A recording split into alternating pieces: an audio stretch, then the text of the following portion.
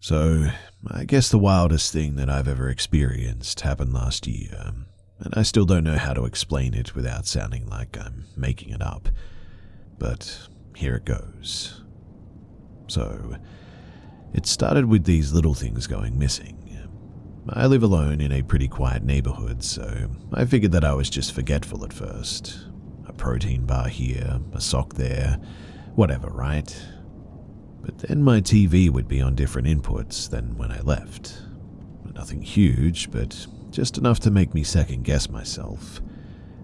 The weirdest thing though was that I'd hear these faint bumps in the ceiling sometimes. I chalked it up to raccoons or whatever. My house is old, stuff creaks, but then one night I came home late from work and I could have sworn that I saw a shadow move past the vent opening in the hallway ceiling. I told myself that I was just tired, imagination, but I still couldn't shake the feeling. So I set up one of those cheap motion sensor cameras that I bought off Amazon, pointed it straight at the attic access panel in the hallway. 2 nights later, I got a notification at 2:17 a.m., motion detected. I opened the clip, and instantly my stomach dropped. There was a person climbing down from the attic, like full-on quietly stepping down the ladder, looking around and heading into my kitchen. I instantly froze. I was in this house at that time that clip was taken too. Well, as you can imagine, I called the cops immediately, locked myself in my room with a bat, freaking out while they did the full sweep. They found no one at first, but when they checked the attic, there was a little setup up there, a sleeping bag, some snacks, a small camping stove, empty water bottles. Someone had clearly been living up there. The person was my neighbor's grown son, who apparently had some drug issues and got kicked out a while back. He broke in when I was on vacation a few months earlier, and just, well, never left. He'd sneak down at night to grab food or watch TV, and he got arrested. I moved out 3 weeks later, and I still have trouble sleeping in total silence because now every creak makes me think that someone's crawling around above me.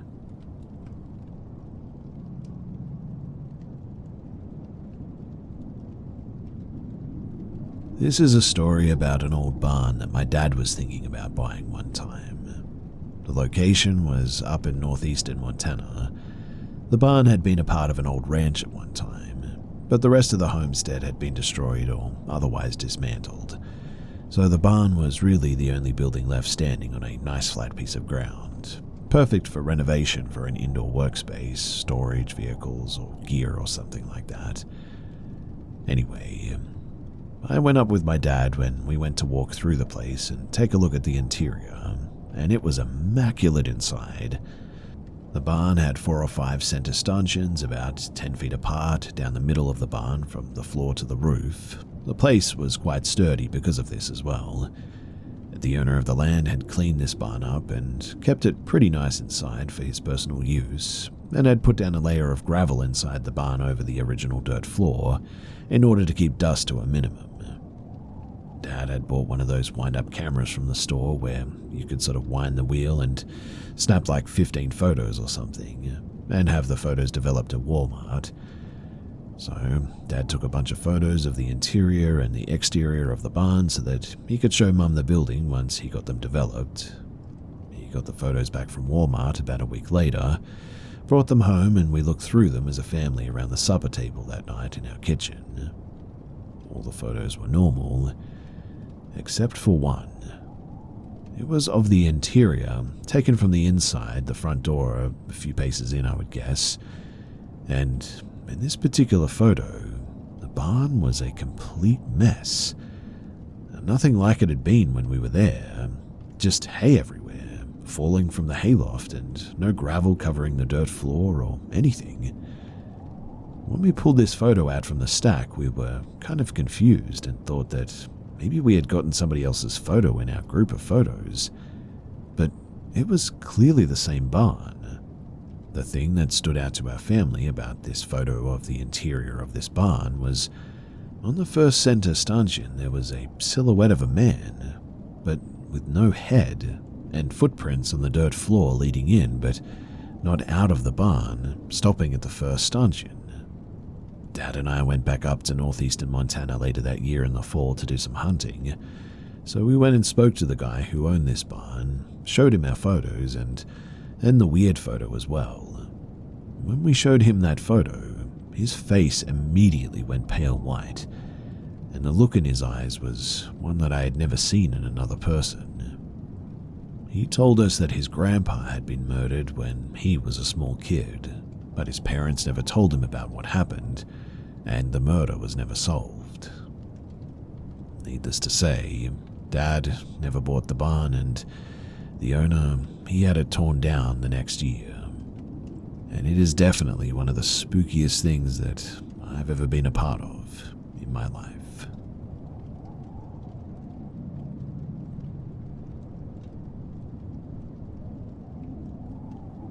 This incident took place about 19 years ago. I was 16 when it happened, and I was living with my dad, just us. So fast forward 3 years, my dad and I were sitting in our freestanding garage smoking cigarettes and just shooting the breeze. We started exchanging stories, and he came at me with one that I had no recollection of, and I mean zero. While he was telling me the story, I actually thought that it was about someone else because I honestly didn't have access to the memory at the time. Here's what my dad said. So, remember when I was sitting in the living room around 8 p.m. watching TV and all of a sudden I started hearing screaming? I mean like screaming, top of your lungs type stuff. I jumped up off the couch as fast as I could, sprinted down the hall to your bedroom. I then said to my dad, "Wait, what? I was the one screaming." "Yeah, how do you not remember that?" "Oh, was this like when I was really young or something?" "No, it was maybe about 3 years ago." I then think to myself that this is kind of freaky. I mean, it's freaking me out to be honest because I had no idea what he was even talking about at this point. So I ask him, "Well, what happened?" "Well, I ran down the hall as fast as I could because I thought that something was seriously wrong. The weirdest part was when I tried to open the door, I physically could not turn the doorknob, no matter how hard I tried, like somebody was holding it from the other side. After about 10 to 15 seconds, I was finally able to open the door. I went in and I turned the light on, and you were standing on your bed, leaning into the corner of your room, just screaming with a horrified look on your face. After a few seconds, you seemed to snap out of it and realize that it was just us and you were okay." "What did I tell you happened?" "Oh, you said that there were all these things in your room with you." It was at this point when the memory vividly came back to me and my eyes watered instantly. On my end of the story, I was sleeping and I woke up to all of these tall figures around my bed. I would say that they were at least 6 feet tall, black robes with hoods pulled over their heads, and just blackness inside the hood. I don't recall seeing any distinct faces, but they were shoulder to shoulder, literally standing around my bed. Now, the way my bed was laid out, my bed was in the opposite corner of the room as the door, which meant that they lined up around 2 sides of the bed. I instantly stood up and backed into the corner of the room on my bed, and I realized that there were more behind them. I would have to guess that there were at least 20 in the room. Mind you, the room was about 10 foot by 12 foot, and so it felt like the room was completely full. I screamed for my dad to help me, and it felt like an eternity before my door opened. They never did touch me, but they gave off the worst vibes that you can imagine. Back to the doorknob. It was a standard doorknob, a cylinder shape that tapers in. The knob didn't have any locking mechanism on it at all and was not faulty in any way. This has never before or since been a problem, not being able to open the door, that is. But when my dad tried that night, something, for some reason, caused him to be unable to turn it open for at least 10 seconds. And that is the part that just really doesn't sit right with me to this day. So, if you can debunk this or give any insight, then I would love to hear it.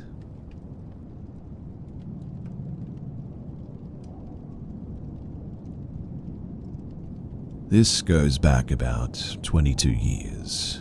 It's about my aunt's ex-husband. Back then, they lived near a well-known holiday spot somewhere in the mountains of India.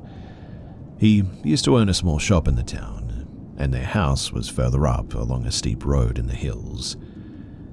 And one night, pretty late, around 12:30 a.m., he was heading back home from work on his scooter when the tire got punctured. Since it wasn't too far and he knew the road well, he decided to walk the rest of the way. The path was steep, no streetlights at all, but he was used to it. And while walking, he suddenly felt the temperature drop. Everything went quiet, and he got this weird sense, like something was off. A few minutes later, he hears this soft cycle bell ringing behind him. He turns around to check, and no one's there. Nothing, in fact. When he turns back, there's this man, though, walking beside him. Someone who looked familiar, but he just couldn't place who it was. Even the voice sounded like someone that he knew, but he just couldn't figure it out. They kept walking together, and this guy was acting a bit strange, speaking in a low tone, kind of gulping his words. He kept asking for a cigarette again and again. Now, the ex-husband used to smoke, but for some reason he just didn't want to give him one. Something felt off about him. Then, suddenly, the guy puts his hand on his shoulder, like they're walking together as close friends. But it felt heavy, and he didn't say anything at first. They were almost near his house when he heard that cycle bell again. This time he turned quickly, but again, nothing behind. And when he turned back to the front, the guy was gone. But here's the creepy part. Even though the man had disappeared, he could still feel that heavy pressure on his shoulder, like someone's hand was still there. Freaked out, he ran the rest of the way home. My grandmother was waiting for him, and she said that he looked pale and was sweating like crazy, and apparently he just went straight to sleep without saying much. The next morning, he got up and went to take a hot shower, but the second the hot shower touched his back, he yelled. His shoulder was absolutely burning. He looked in the mirror and saw what looked like claw marks and scratches all over that shoulder, like something had actually dug into his skin. The locals believe that spirits or negative energy sometimes appear using familiar faces or voices. They try to trick you by asking for things like cigarettes or alcohol, stuff considered vices. Apparently, if you give it to them, they purposely drop it and ask you to pick it up, and that is when they strike. Either they try to possess you or they try to harm you. Another crazy detail, too, is that the place where the man vanished, well, it's just a few steps ahead and there's a small temple there. Locals believe that it's protected by a strong goddess. I can only guess that that's probably why the spirit disappeared right there. And even now, all these years later, he still has those faint scratch marks on his shoulder.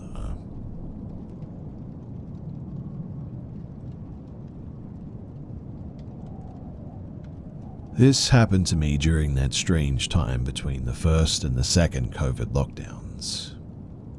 Back then, my dad was working as a manager at a banquet hall. As soon as the restrictions lifted, people rushed to get their weddings and engagements done, so he got insanely busy at the time. He used to come home really late, around 2 a.m., and leave again by 6 in the morning. Barely any rest, but one day he casually said, "Thanks for pressing my legs last night. I really needed that." Me and my mother just looked at each other, because we hadn't done anything. I mean, we were out cold the entire night.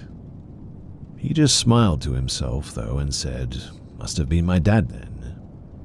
You see, he lost his father when he was really young, and he loved him deeply. He genuinely believed it was his dad looking out for him as well from the afterlife, helping him during those stressful days. This kept happening, night after night.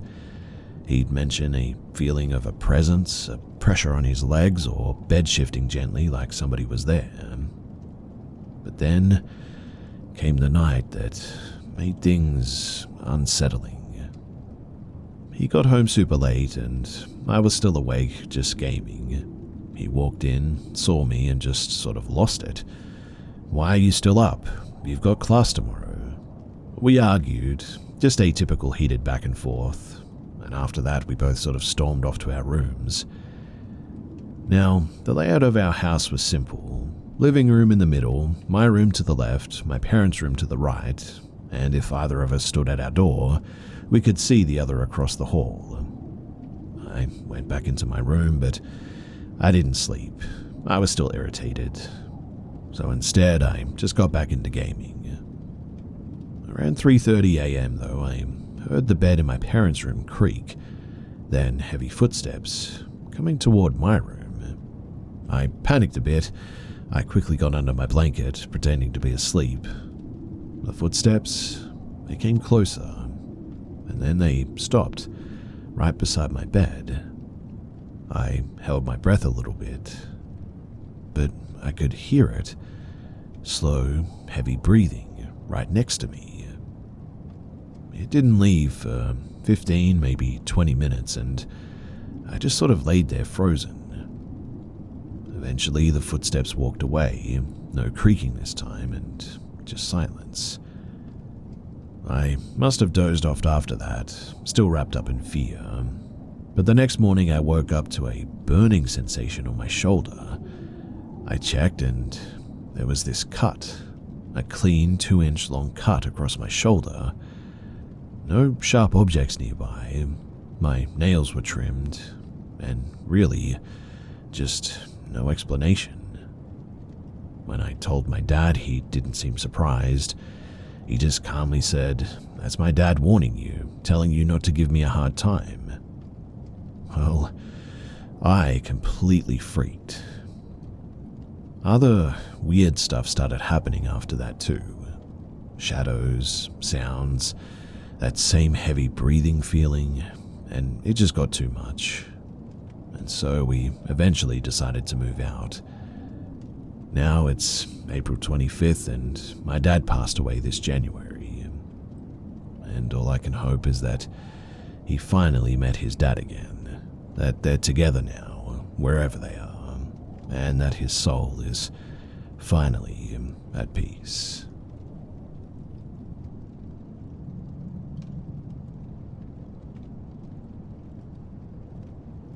This was about 5 years ago when I was 11. I remember I was on my way home from school. It was a little late because my train had gotten delayed about 2 times, but that didn't bother me. I remember that it was a Friday and really I had nothing to do anyway. As I got home, I received a text from my angry mother. I had no clue why she was so mad, but she was texting me some crazy nonsense and somehow put the blame on me and proceeded to end the text with, "I'm not cooking, I left $70 on your desk, go buy something to eat and drink." So that's exactly what I did. By the time that I had gotten home, I changed my clothes, went outside and walked to a gas station, which was only about maybe a quarter of a mile away from me. I've always walked to this gas station either by myself, with my older brother, or with another guardian. So honestly, I thought that it would be no big deal to go by myself because I was always so hyper-vigilant about my surroundings anyway. Anyway, as I got to the store, I saw this man inside the walk-in fridge where there was just a ton of beer. And as I was walking around the store to get some snacks, I noticed him staring at me a couple of times. It felt like I needed to be aware, but I brushed it off, just thinking that he was just making sure that I wasn't doing anything stupid. As I was paying off for the stuff at the counter, after being there for about 30 minutes, the same man is standing next to me, and it was at this point that I got scared. This man was tall, he looked a bit muscular, and his eyes were visibly dark. I know some people read hot romance novels, but when a man's eyes go dark, it's not attractive, it's terrifying. As my stuff was getting put into the bag and as the pizza was done, I picked up my pizza and I left. But then the man decides to have a conversation with me. He greets me with a hello. I greet him with a very clear, scared and shaky hi. He started asking me questions like, "How old are you?" I replied back with my age, stating that I was 11. I try walking home around the other way around, but he keeps stopping me in my tracks, and as I was just thinking of all the terrible possibilities if I screamed, ran, or let alone hit him with my bare hands to have him leave me alone, as I stated my age, I noticed his eyes widen even more, and he proceeded to look me up and down, where he asked, "Are you by any chance healthy?" And he asked me some other odd questions, telling me things like, "What alcohol do you like?" I stayed quiet and I just told him that I don't drink. And he started asking me more alarming questions like, "Did you know that you can live without a kidney?" At this point, I had to play dumb for a bit. I replied with something stupid like, "No, that's nice actually." It got to the point where he started asking if he could give me a ride home, and I declined his offer more than 20 times, until finally he gave up, left me alone all agitated, and I sped walked home. It wasn't until the following next year that I saw him again at the mall, and man, I was terrified. I refused to go to that mall because I don't ever want to bump into that guy ever again. There was something off about him, something really off.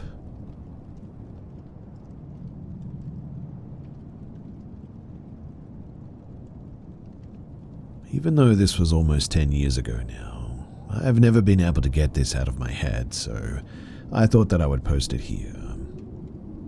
So I was about 11 or 12 years old, living in an apartment with my mum. Right across from our apartment was a very creepy neighbor. I could write whole books about all the creepy, wild, and downright insane things that he said and did throughout the 2 years that he was our neighbor. But this was something that always stuck with me more than anything else. You see, my mum and this neighbor were having a casual conversation with each other, with my mum's goal being to try to find some common ground with him and clear up any misunderstandings or miscommunications that may have led him to dislike us so much, as he had a pretty blatant feeling of disdain toward us, that much was clear. But evidently something went wrong during this conversation, as my mum suddenly came stomping into our apartment, loudly shutting and locking the door. She was visibly upset and shaken, so I asked what was wrong. Her voice trembling, she said that our neighbor said this, completely unprompted. He said, "You know, if I were you, I'd keep your daughter away from guys like me." Now, while I will never know exactly what he meant by this, my mind definitely had plenty of ideas of what he actually meant. At the very least, it felt like a thinly veiled threat. And the worst part was that I was often home alone, as I did online school while my mum went to work. So from then on, I never felt safe when I was home alone, as my imagination ran wild on what he might end up doing to me. Now, I never thought that I would say this kind of thing, and I feel kind of guilty about it, but thankfully he ended up dying before he ever did follow through on his creepy comment. Also, before anyone asks, my mum only told me about this because she wanted to warn me to stay the heck away from this guy, and to never do anything like keep the door unlocked or anything like that. And I can tell you that she didn't have to tell me twice.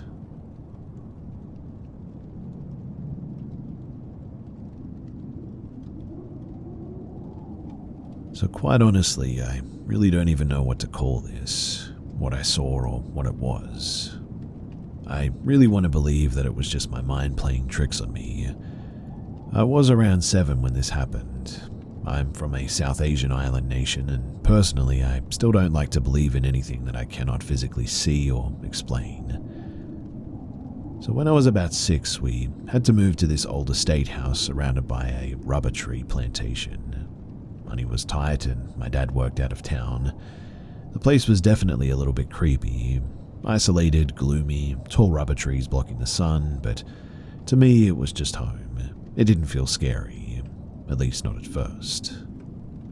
Now, during monsoon season, the storms here can get pretty intense, and power outages were super common. One of these days, the power went out again. My mum turned on our emergency flashlight and lit a few candles around the house, mostly in the living room and her bedroom. Me and my sister were hanging out in my mum's room, staying out of the dark, just playing around.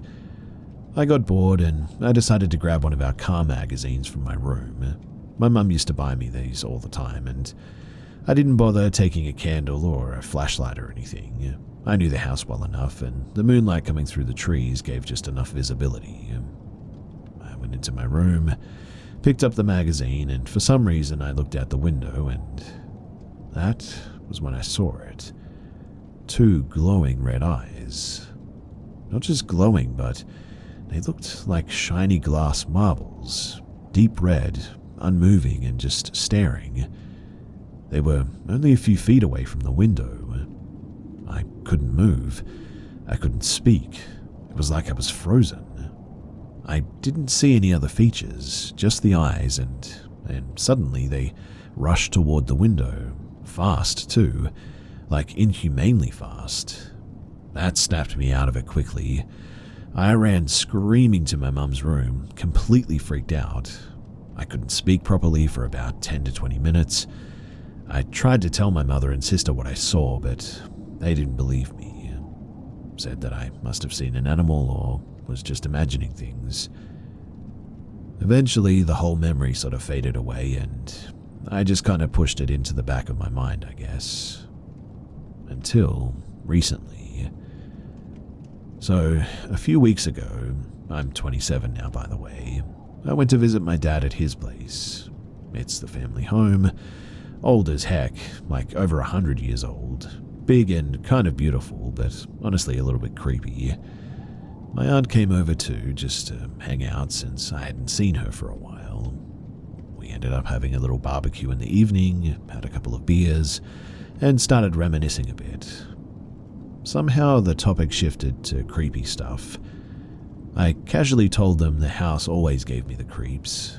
My dad brushed it off like, come on, it's just old. But then he randomly mentioned how he saw something with glowing red eyes when he was around 7. Same thing, pitch dark night, windy, and he saw this black figure with red eyes watching him. Said that it rushed up close just like that. I swear I almost had a panic attack when I heard this. It was exactly what happened to me, word for word almost, and I never told him about it. My mum never told him either. So I told him. The room suddenly went silent, and then my aunt, she just sat there for a second and said, wait, Dad told me he saw something like that when he was a kid too.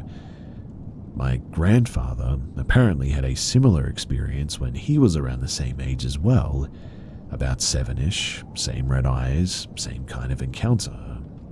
None of us had ever talked about it before, and we didn't even know that we'd each seen it. After that, we just kind of sat there in silence, all 3 of us agreeing to just chalk it up to our imagination. But I swear I could see it in their eyes. They were scared, like they knew that it was real, even if they didn't want to say it. But here's the weird part. Whatever it was, it never hurt any of us. It never tried to. It just showed itself, watched, and then disappeared. Almost like it just wanted to be seen. I still don't know what it was. I want to believe that it was just a hallucination or whatever, but now I'm honestly not so sure anymore.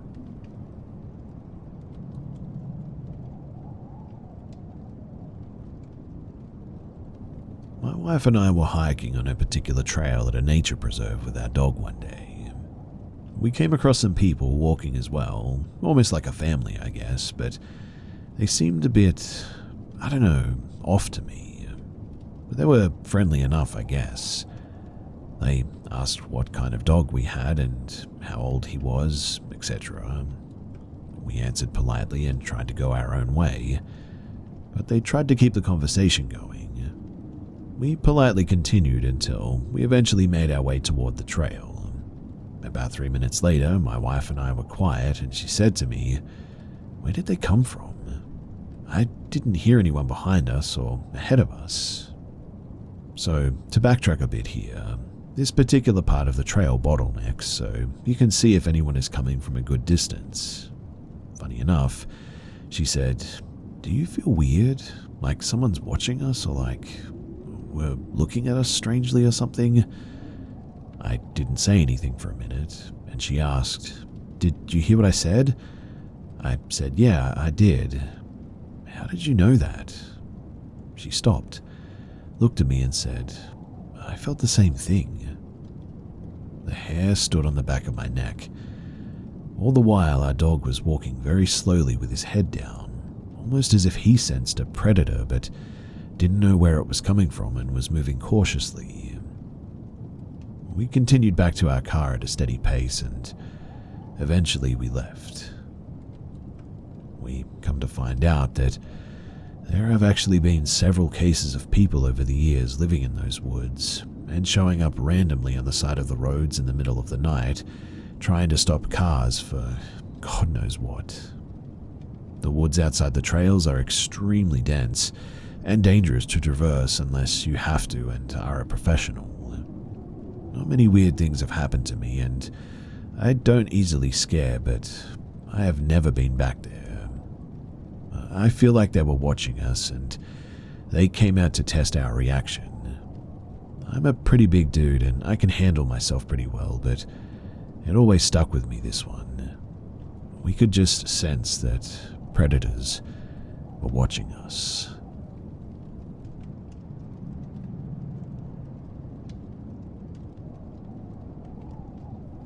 I remember when my family freshly moved to our house about 12 to 13 years ago.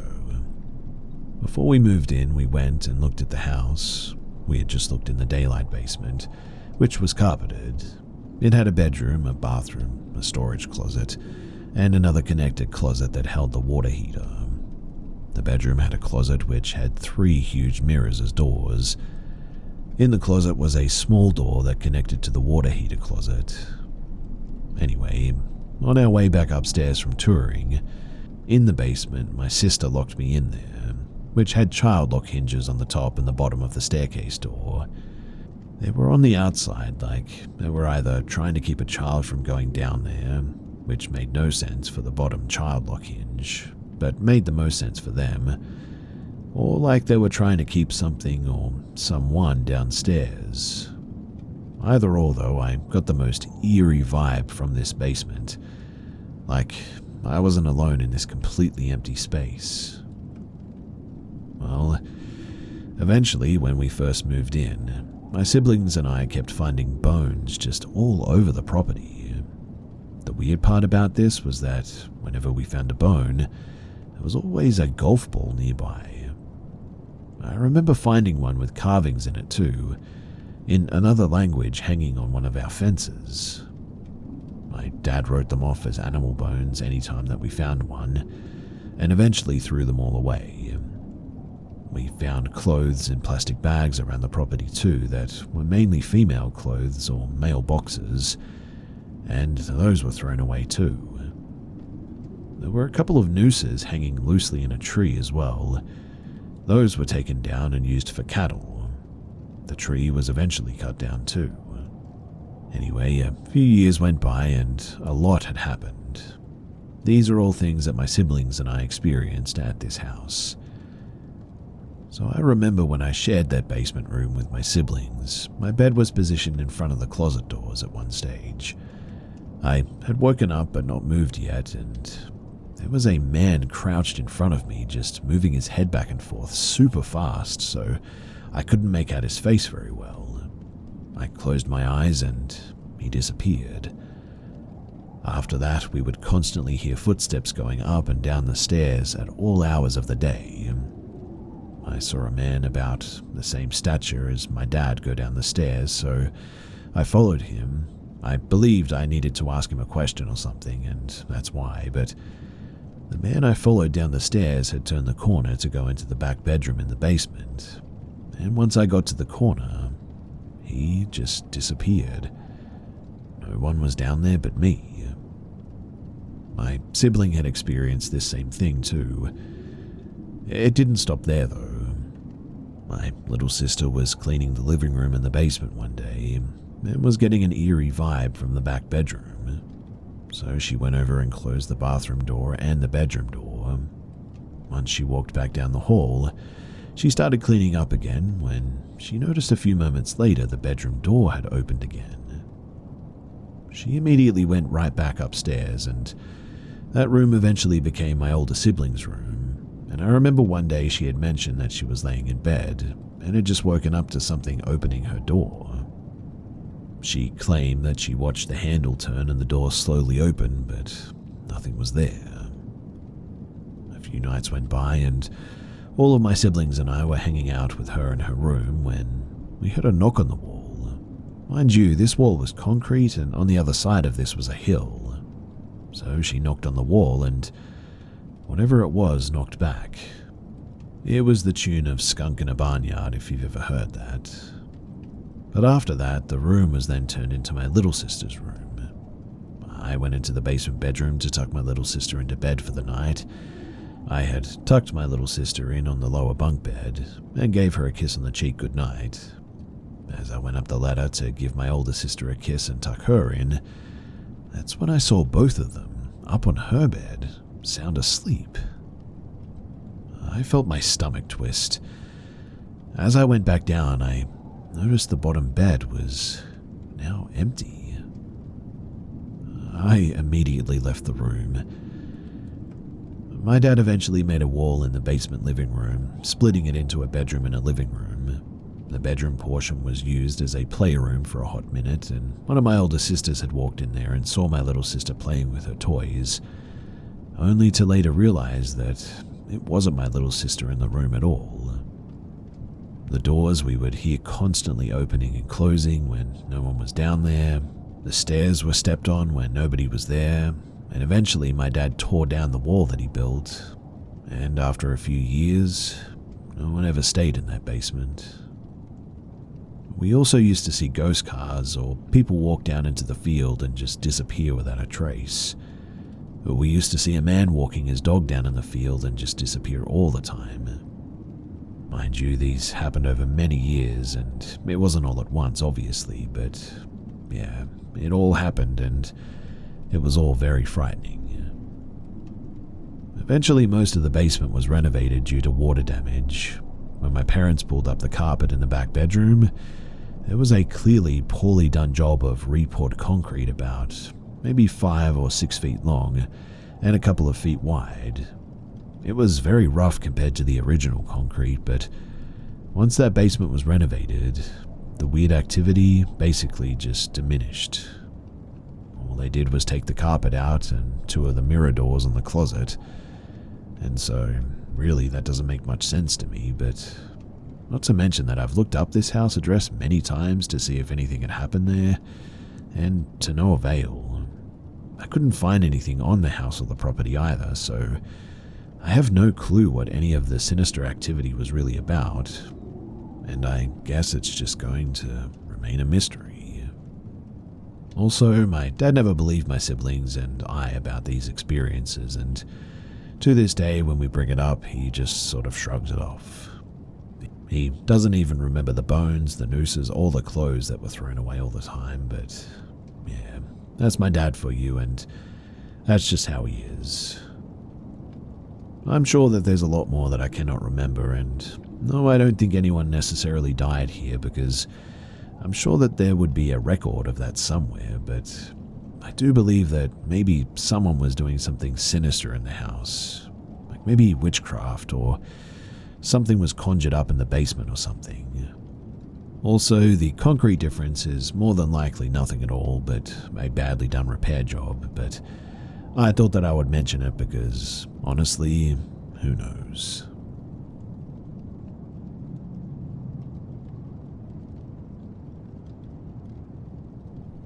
So this was like a decade or so ago, but I've always wanted to know what this thing is. When I was 13, I was practicing a dance for my mum. I had a competition coming up and I was a younger member on the team. I didn't want to mess it up for anyone, so I made her watch me practice. Anyway, I was in the living room which faced our backyard. We had a couple of windows that displayed the backyard in eyesight of where we were, and as I was doing this dance, I bent down and when I popped back up, I saw a woman with dark hair and a white dress. She was really dirty as well. The dress was sleeveless and her skin was so white or grey. Around her eyes was all black, as if she'd applied black eyeshadow all around them. You couldn't see her eyes as they were also black and blended into the black ring around them. Her teeth looked sharp. All of her teeth looked sharp. She was just staring at me. I froze. I stared at her for what felt like a minute until my mum said, "What is it? What are you looking at?" She was panicked because obviously I just stopped all of a sudden and was just staring past her. Once she pulled my attention away from the woman, she was gone. I told my mum that I saw someone. She ran out into the backyard. She's not surviving a horror movie, by the way, and nobody was there. There weren't any signs of someone standing outside that window. There's a little garden right below it. It'd be very easy to tell if someone had been standing there, but there was nothing. She came back in and said that there was nothing there. She believes that I saw something though, because she says that I went pale and was just sort of staring at the window. I'll add too that my house was between two cemeteries. The block our house was on was one street down both directions from the cemeteries. When my mum and dad first moved into it, she swears that there were ghosts there as well. She would hear whistling often, but nobody else was home.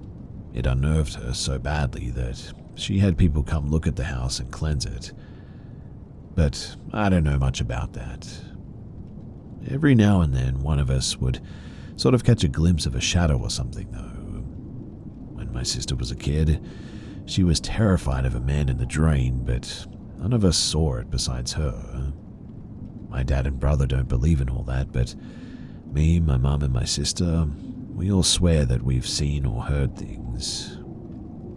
I don't know if that's useful information to anyone, but I felt like it was relevant to add it. But none of us had ever really seen something in such a way as I did. I never saw the woman again, mind you, but I can picture her so clearly. It sent a chill down my spine, but I just couldn't look away from her. And honestly, as cliche as this sounds, she was like the ghost from The Ring or The Grudge, but a bit different. Like, The Ring or The Grudge aren't quite what she looked like, but they're kind of similar in regards to the white dress and the long black hair, I guess. I know that this sounds crazy, but I swear to you that I'm not insane. I never tell anyone about this because it sounds psychotic, I know that, but if anyone here has any ideas as to what she is, then please do let me know. I've never been able to figure out what she was, and it still bothers me a lot, and I would really, really like to know.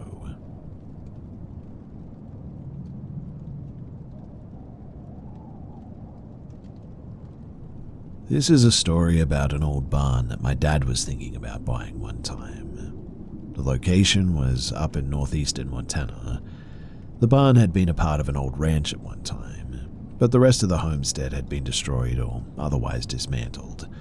So the barn was really the only building left standing on a nice flat piece of ground. perfect for renovation for an indoor workspace, storage, vehicles, or gear or something like that.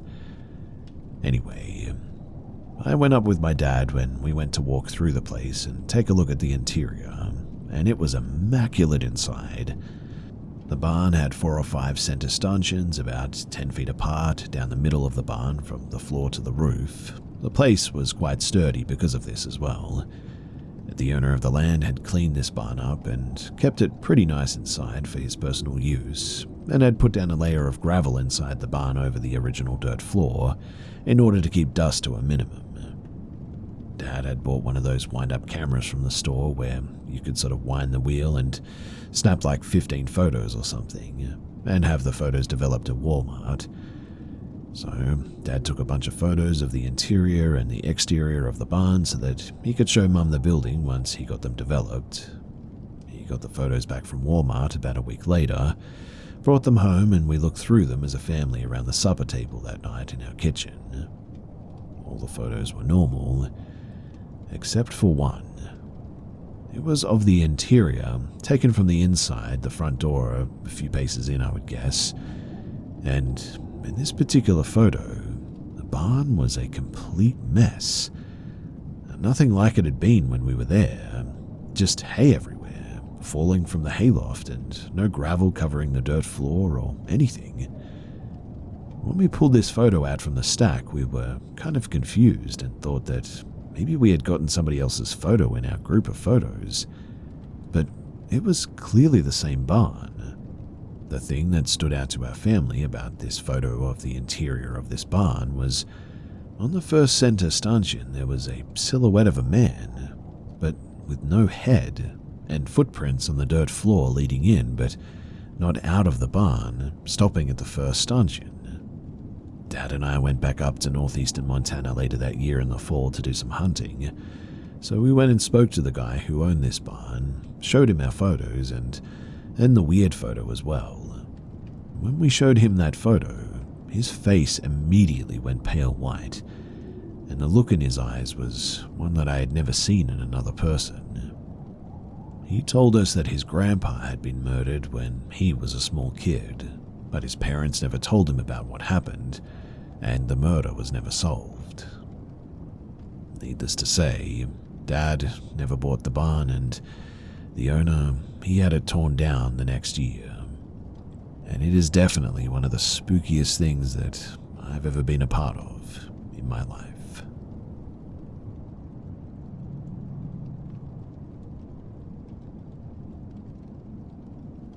So this happened when I was in the 10th grade. My class went to the state fair for an agricultural show.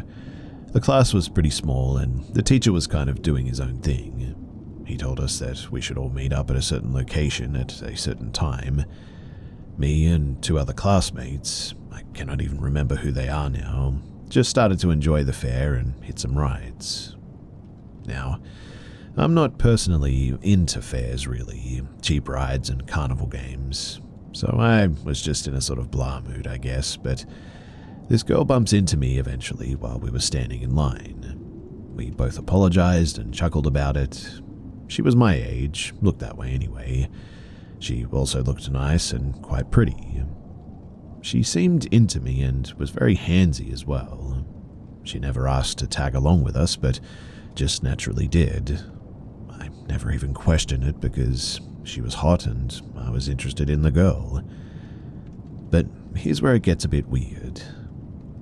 Looking back, I see a lot of red flags too, but in the moment it was awesome for me. So we went on this dark ride that was supposed to be scary. You know, the ride where you ride in a moving seat into a crazy-looking clown head sort of thing. She snuggles up and says that she's scared. And well, after about 10 seconds of grabbing my arm, she reaches down to grab me by my you-know-what. She's given me an over-the-pants you-know-what. And well, the ride ends, nothing happened with me. No release, if you will. And now she's hanging onto my arm while we walk the fairgrounds. She's giddy, I'm happy. She starts telling me how she's from Hawaii and they used to have fires on the beach and play music on a guitar and how she misses it. Well, she says let's go somewhere. "Sure thing," I say. "Whatever you say." She proceeds to take me to the section of campers where all the carnies live after work. She takes me to this specific spot where 3 campers were in the shape of a triangle and we were in the center.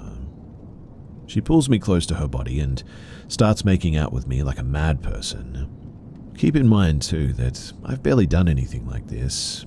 I was scared out of my mind of getting caught, in fact.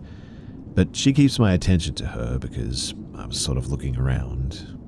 She asked if I wanted to go inside. I said, "Inside where?"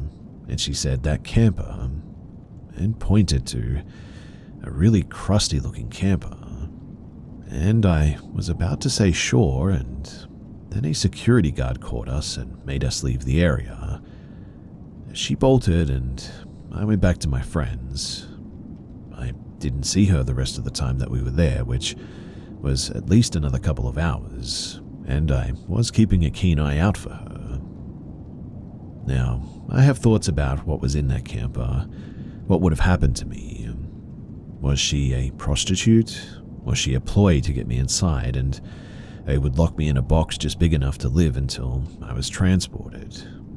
Would I have been in the sex industry the rest of my life?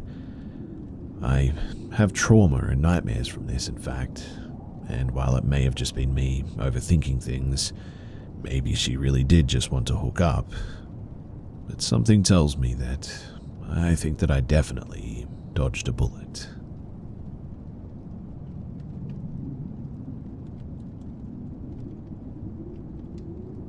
In high school during COVID time, 2 of my friends and I were laying in my bed watching TV and ended up falling asleep at some stage.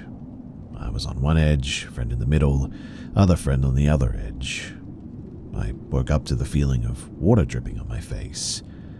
I wiped it off and turned to my friends, both still sleeping, and woke them up and asked if they were trying to mess with me.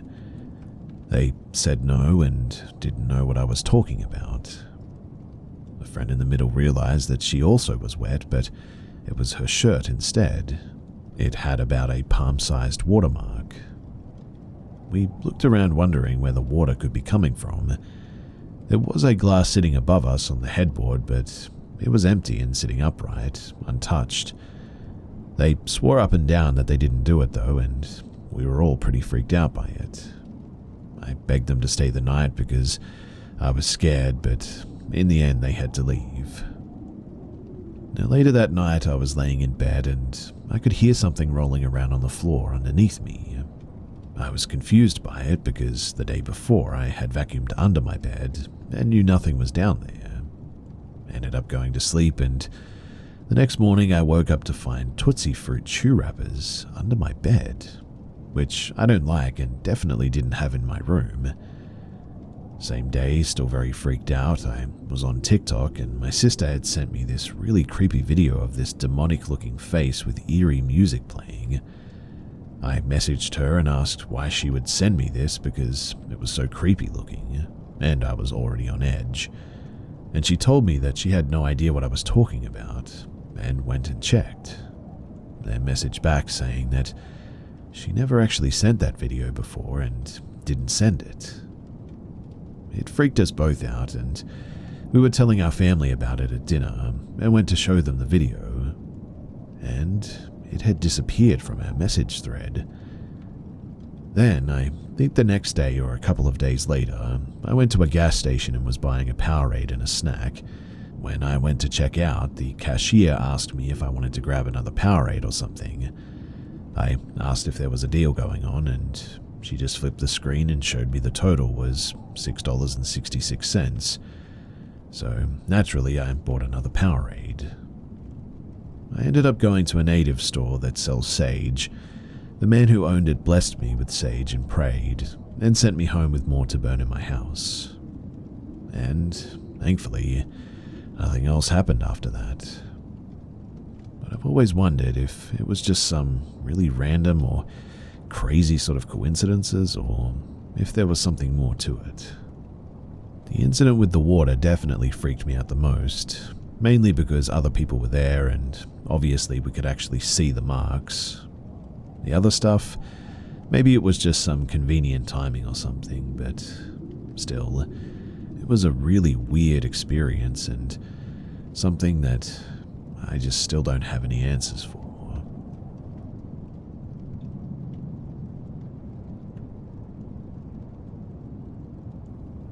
Recently, I've gone down a rabbit hole of spooky things and figured that maybe it would be worth talking about my own odd experience here.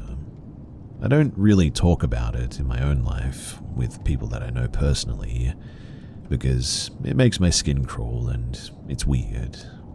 But I thought that I would share it here just in case someone might know something. So when I was younger, I had a lot of issues with sleep.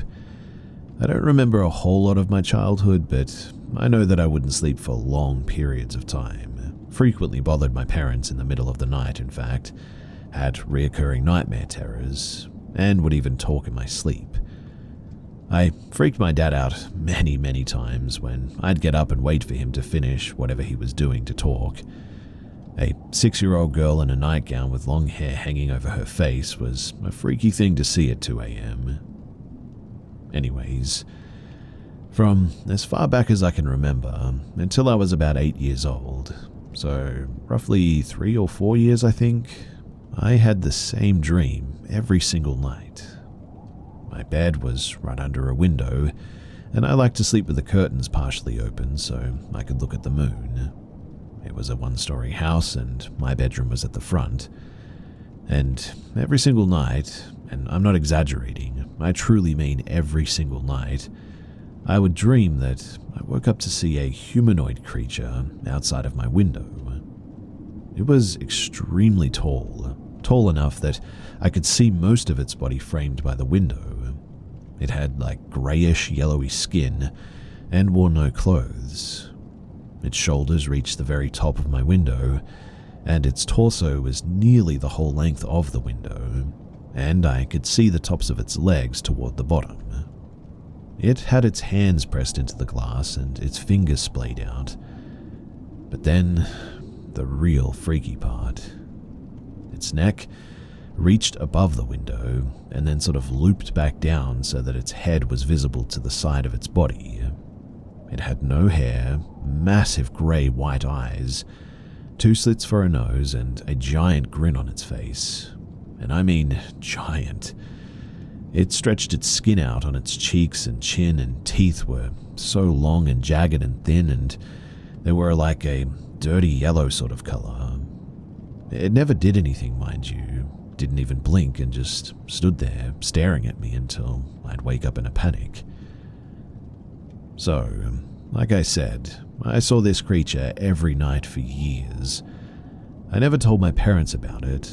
I tried shutting my curtains when I went to bed, but when the dream started, my curtains would be inexplicably open, and then when I woke up, they'd also be partially open, as if I'd never even closed them. Eventually, I told my grandma about the dream when I slept over at her house, and I didn't have the dream for the first time in years after that, and she gave me this tiny clay figurine and told me to sleep with it by my bedside, and that I would never have that dream again. I did as she said, and inexplicably, I never did see the creature again. I still had night terrors and recurring nightmares, but that specific creature just never visited me again. I'm 23 now, and I still sleep with the figurine at my bedside.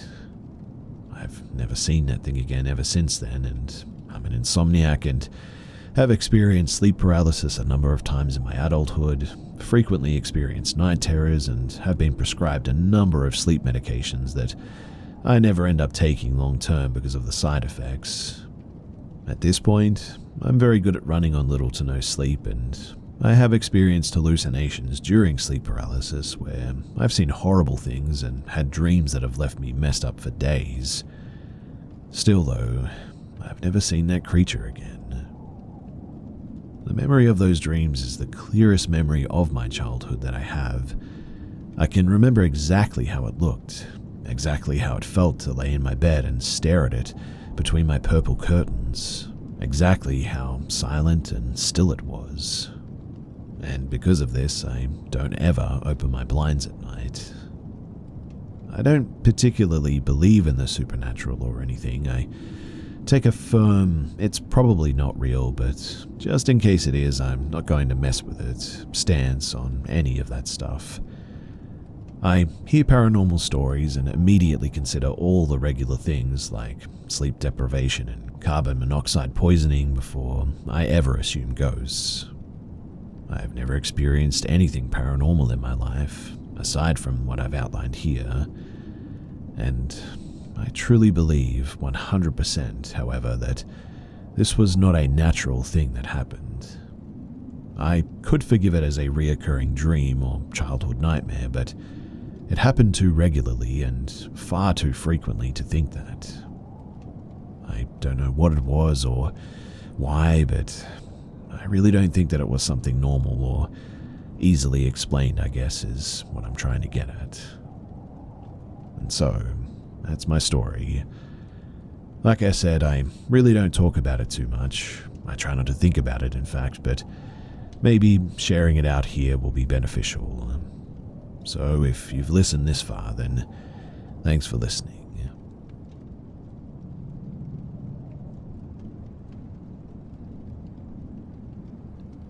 This all started when I was about 10 years old.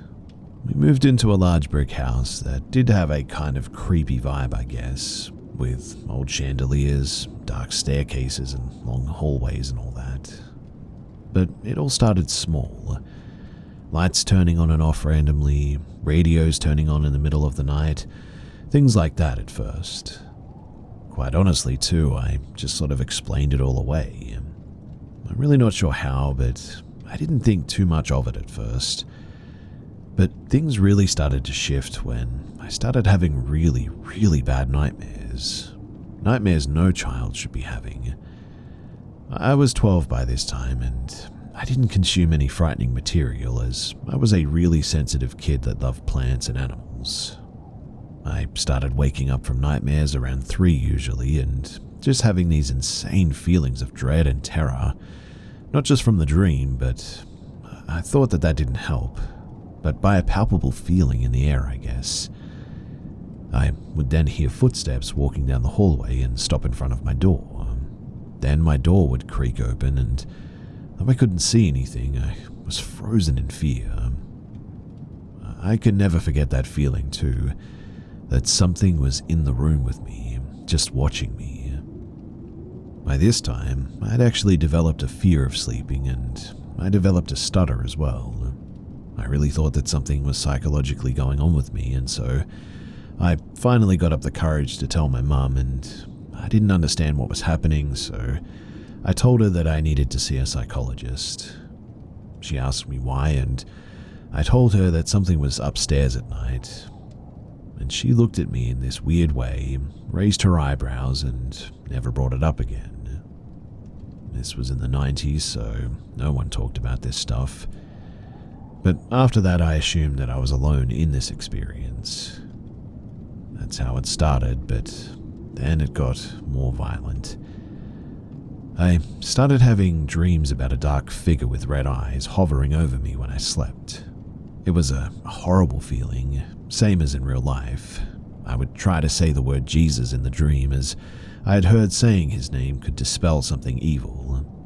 In the dream, the figure would reach out and grab me by my neck and choke me so that I couldn't say a word. I would wake up gasping for air, and then the paranormal activity would ensue. I even heard voices, laughter, and could swear that I saw a figure in the corner of my room. One night when I was avoiding sleeping, I was playing video games with my younger brother, and it was around midnight. He asked what I was still doing up, and I said that I just couldn't sleep. He said, "Because of the thing that lives up here?" And my eyes immediately got so wide. We were not a sharing, emotional, or talkative family, so this piece of information changed, well, everything. We began swapping stories, and before I could even describe my dreams, he told me that his friend saw a black figure with red eyes and refused to ever sleep over again. And I knew then that I wasn't crazy at this point. But really, the story just began here. My early teenage years were nearly absorbed by dealing with this thing and trying to understand what it wanted, why it was there, and how to be rid of it. It's a long story, but to summarize, I learned it was some sort of an entity that fed on fear. The more afraid it could make me, the more powerful it seemed to become, and the more frequently things would happen. I had to teach myself to not be afraid of it, and that was a whole journey, let me tell you. I needed to believe that I was more powerful than it, and I will never forget this as long as I live. Once I moved in college times as well, I never experienced it again.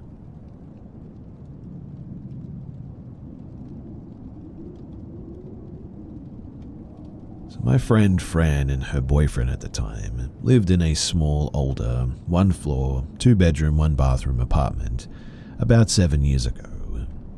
It wasn't in the best area and the walls were thin, so we could hear the neighbors, each other across the apartment, etc. My friends were struggling for money and got a job offer together to work in another state for a month in December. They didn't want to leave the apartment alone for that time, so they asked another friend, Jude, and myself to house sit for them. We didn't have jobs at the time, and we had spent the night there plenty of times before, so we didn't have a problem doing that for them. Jude and I slept in their bedroom since the secondary bedroom was occupied by Fran's sister, Denise, who was in and out of the house pretty much every day. Basically, she was only there to sleep and was there from about maybe 8 p.m. to 7 a.m. Denise's son, 6 to 7 years old, visited every so often as well and was a sleepwalker or got up in the middle of the night. And so they put up motion sensor lights from the hallway to the bathroom for him. These lights went off all the time, even though it took a person to trigger them. We tested this by tossing small things down the hallway and it never went off. And that was really just the start of it all. Now, the apartment was decorated with Christmas things. They had a tree, bells hanging on the doorknobs, mistletoe hanging in the hallway, stickers on the wall, paper decorations on the coffee tables, and even a little inflatable Santa sitting in a dining room chair. Jude and I were in the living room sitting on the couch on our phones. Behind the couch was a wall sort of connected to the hallway which led to the bedrooms and the bathroom. To the right was the doorway leading to the kitchen and the mudroom, and to the left of the couch was the main entry of the apartment. Now, while we were chilling, we heard a repetitive slapping sort of sound, but just couldn't pinpoint where it was coming from. Using my peripheral vision, the mistletoe hanging in the entry above the hallway was swinging very fast, and the longer that I watched it, the more it seemed to slow down. Then it got smacked and landed across the living room. Even though it was winter, we never turned on the heater or the fans or anything, and the way that it got tossed across the room just couldn't have happened from the tape or tack holding it in place. I turned to Jude after that all happened, and he just said, "Yeah, I saw that too." We just picked it off the floor, set it on the table, and I guess we just acted like it didn't even happen.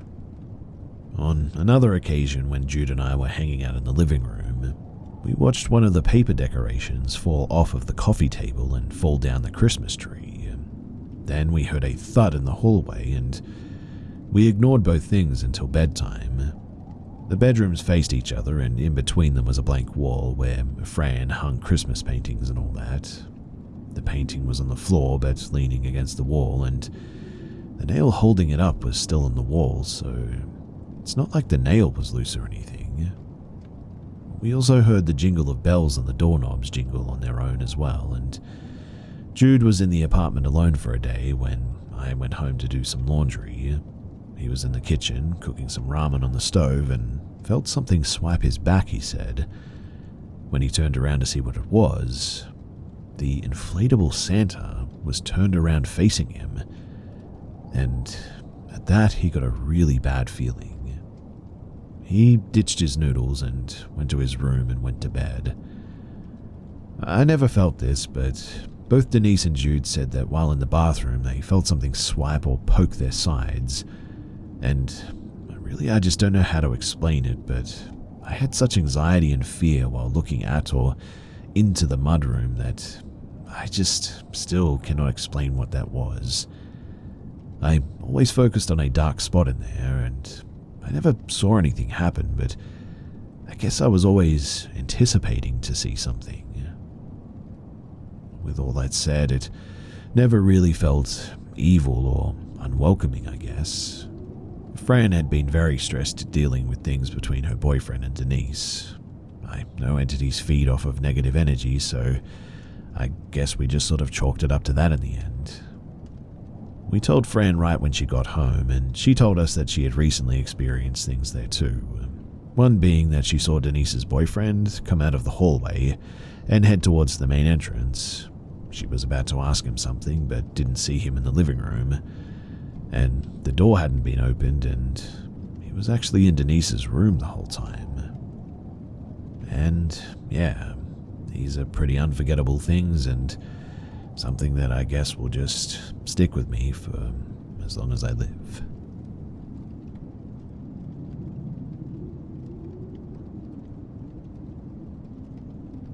So recently, two buddies and I were wandering an abandoned, partially demolished business site. There was a long, narrow warehouse-type structure with a ramp inside about halfway, but we entered at the rear through a doorway, mostly empty, some boxes and chairs strewn about. But on the right side towards the ramp was a small closet with cans of paint and chemical-like thinners. There was no door to this room, and I went into the closet to take a look. The air was immediately heavy and oppressing, warm even, yet I could feel the hair on my arms standing up. I couldn't move to get out of the closet all of a sudden, and then I started screaming. In my mind, I saw a woman's arms flailing, and my screams were her screams. I heard, "Stop, you're hurting me, get off of me." My friend Mike grabbed my arm and pulled me out of the closet. I then felt fine and calmed down right away. I felt maybe it was the chemicals floating in the air that did something to my brain or whatever. We then all walked down the ramp towards the exit, which was the entire far wall. No door or wall, just open. We're almost at the door when Mike and I stop walking and turn around. Bernie walked a few paces more, then stopped because we stopped. "Are you seeing this?" Mike asked. I was seeing it, but Bernie wasn't.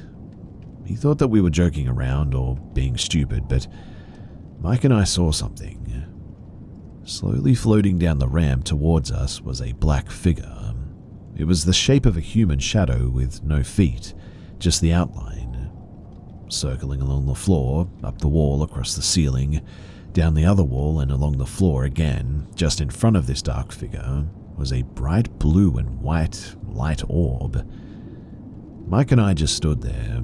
We were definitely terrified. But strangely, Bernie saw nothing. It then screamed at us, "Get out." I heard that thunderous boom of a voice, deep and loud, bouncing off the cement walls and floor, and instantly we ran. I never thought that I could run that quickly, but I almost fell at one point. We stopped, we looked back once we had got far enough away, and we no longer saw anything there.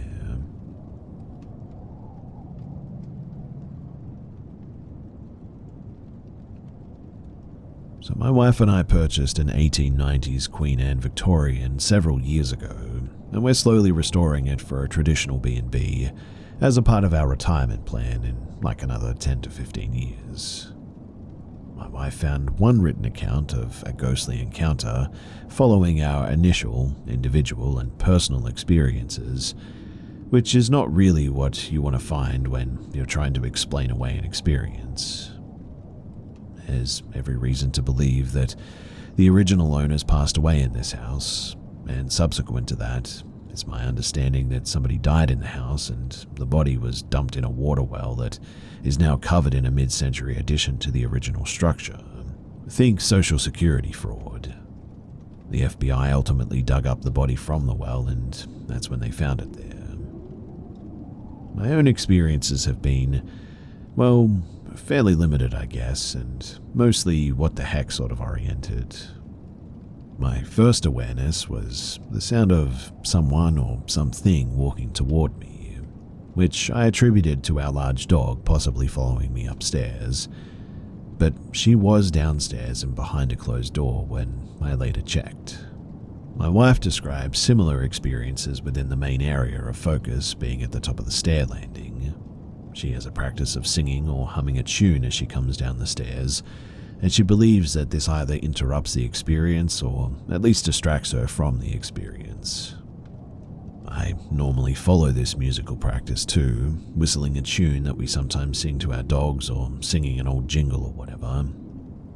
I was home alone this evening and I needed to go upstairs to my study or lair to grab something. It was a long day and I had a few pressing things on my mind, so instead of singing or whistling, I was thinking about a work conversation from earlier. As I was coming downstairs, I heard footsteps following me down, a different tempo and rhythm than my cadence. I slowed and thought about turning to look, but I quickly noped out, only briefly looking up as I made the 180 turn at the bottom of the stairs and headed toward the kitchen.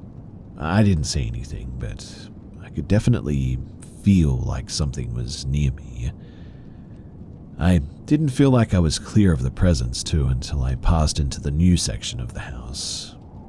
The hair on the back of my neck and arms had still not settled down an hour later. I had to go back up to the front of the house briefly to check for mail, and now that feeling that I generally have only at the top of the stairs is just on the other side of that kitchen door. Whatever it is, I think it's followed me down the stairs and it's decided to stay there. It just doesn't feel right or safe to speak about it inside this house too, and so I refuse to talk about it in the house.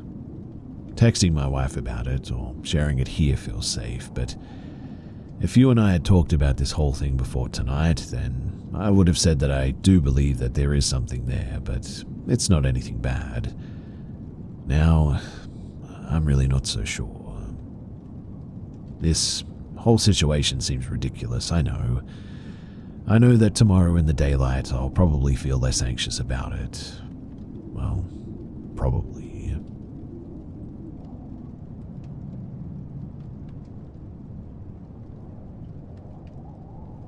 Honestly, I think I'm losing my mind, but I'm just not quite sure. I live in the north of England in a mid-terraced house. I moved in not too long ago, and my neighbours were a very pleasant and quiet family of 4. They didn't seem to own much, though.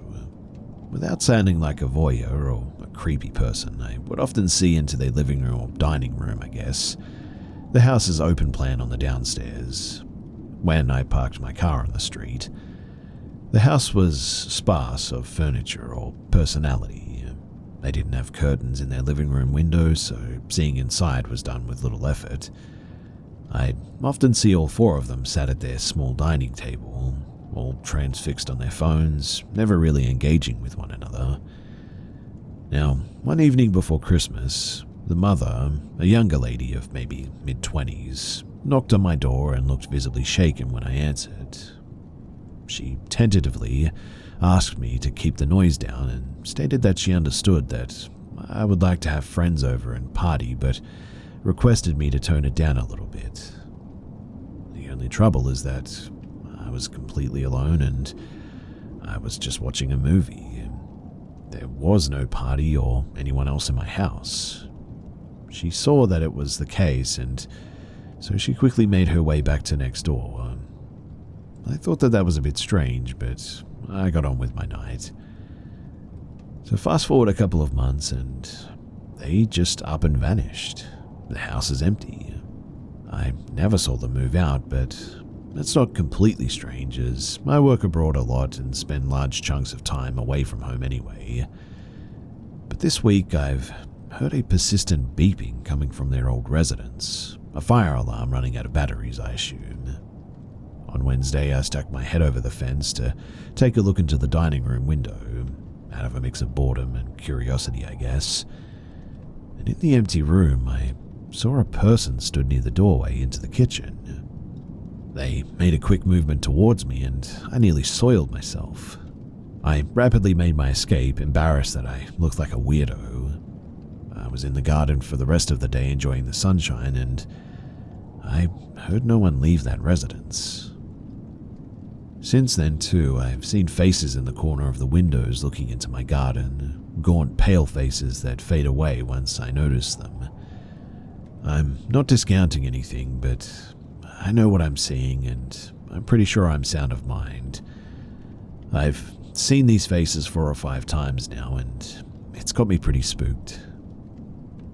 Last night at around 11:30 p.m., I heard what I presumed was someone running up and down the stairs for over 5 minutes, really heavy steps followed by a grunt of anguish, and then just absolute silence. I'm currently sitting outside, primed and ready to get photo or video evidence, and I'll do the same with audio tonight, so I'll keep you guys posted if I capture anything.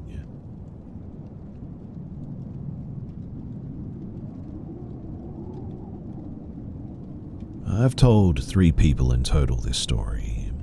2 of them were involved that night, and 1 was my therapist.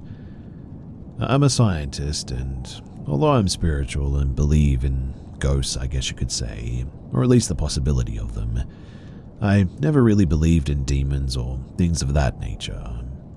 I did grow up in a haunted or ghost house, but since moving out, I have not experienced any paranormal activity, nor have I had any hallucinations or anything.